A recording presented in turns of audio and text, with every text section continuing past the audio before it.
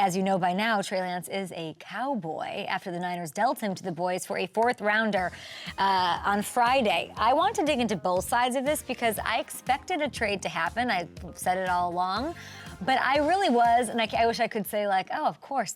I was really surprised, just as surprised as everyone when the destination was announced that it was going to be Dallas. And there are a lot of takes flying around in the aftermath, right? A lot of people insinuating this was done to put pressure on Dak in the negotiating process, as he, of course, is working on a new deal of his own. And while sure, having another talented quarterback around can serve to do that, I don't look at that as the motivation for Jerry Jones here, okay? Trey Lance isn't established enough at all to put any real tangible pressure on Dak or the quarterback situation in Dallas. I think it was truly Jerry trying to strengthen every aspect of his roster as his franchise is in a prime contending window, which I bring up, I think, more than a lot of people do. I asked RJ Ochoa, are you guys feeling the pressure of this window? Is Jerry at this stage of his life, the twilight of his career running the ship? Like, what does that feel like?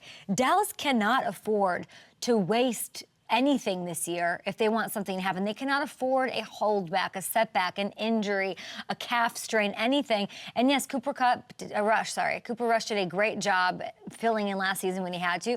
There's a clear difference in the ceiling, though, between him and a Trey Lance. So I think the Cowboys saw a need to strengthen the quarterback room, and they seized the opportunity. Because if you look at what has derailed the Cowboys' seasons in recent years, the common thread, my friends, is this. They only had 3 losing seasons since 2005. Every single one of them, they lost their starting quarterback and completely fell apart, okay? Twice, as Cowboys fans remember, Romo getting injured, and then most recently Dak in 2020. Jerry can't let that happen this year. And he sees this NFC, and he's saying, this is wide open. Brock Purdy, okay, I'll take my shot here, and I'll take a quarterback away from them down the stretch. I'd like Christian McCaffrey throwing the ball at some point for those Niners this season in the NFC, okay? With this roster move, and with the roster looking like what it looks like, and me trying to get Jonathan Taylor on this roster as well, like, this is why Trey is in Dallas. And listen to what Jerry had to say after the trade.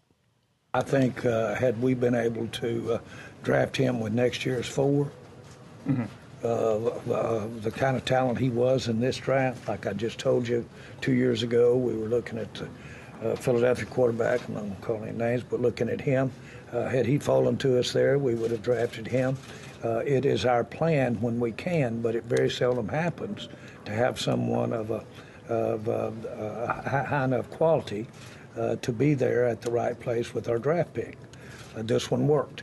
Okay, so I mean the fact that he was ready to pull the trigger on Jalen Hurts in the second round 3 years ago, you can tell this quarterback situation is something following Jerry Jones around the building. It is eating at him. And with all respect to the great Ben DiNucci, guys, there hasn't been a backup quarterback in the building with this high of a ceiling in a very long time. He said, I love how Jerry talks, of that quality. Like, whatever, like, it works. It all works. And when this team was winning Super Bowls, it was the calling card. Whether it was Steve Berline, Bernie Kosar, Rodney Peete, Wade Wilson, Dallas always had backups that had the goods. They had the talent. They had something to like hang your hat on from a ability standpoint. Trey, of course, still has a lot to prove, but I think that's what this was all about. The Cowboys they're going for it. They want everybody to know they're going for it, and they're going to try to make sure that nothing can stop them. With that, of course, comes tremendous pressure.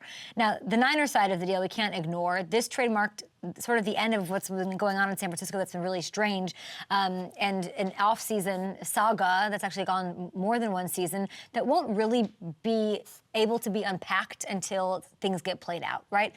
We'll have to see what happens with the Niners. Do they go yard? Do they make it happen? Or what does or does not happen with either sides of those things? But I don't know. I do like how transparent our guy, Kyle Shanahan, has been, because his legacy is now really tied to Brock Purdy. If it doesn't work, it's going to open up a total can of worms, but let's take a listen. I always feel like I let Trey down. I mean, I wanted him to come here. I believe in Trey. I believed in him before we took him, and I'm responsible for that. I didn't want to throw him into the heat of battle right away, but I thought he needed to play, so we tried to figure out every way to do that. I mean, if I can look back in hindsight, he broke that finger on a helmet on that 4th preseason game versus the Raiders. I wish I didn't put him in a play that had him break his finger, because I think that really hurt him in his first year. And not only did it hurt him not getting able to mix in much, but it hurt him in the practice time because he had to adjust how he threw and things like that, which I think set him back for his second year. Look, so if you're one of these Niners fans or voices, like, we of course have Rob Guerrero on our show all the time, like, did you get what you wanted there? You wanted him to take some responsibility, right? You wanted him to say, like, I maybe had something to do with, I had something to do that negatively in his development as a quarterback. And I gotta say, I did not expect to see this out of Kyle. And it was a really raw, emotional, candid press conference after the preseason game up against the Chargers. And I do give Kyle for get credit for taking some responsibility here.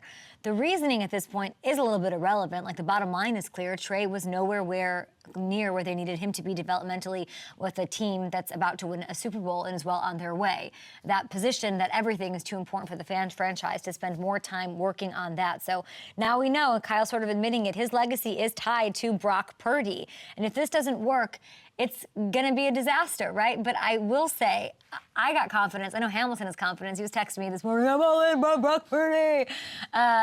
And I do think this team will be in contention. So, Hamilton, I know you feel the same way. Why you all purdied up? Hey, thanks for watching. Subscribe here to get the latest Up and Adams content right on YouTube.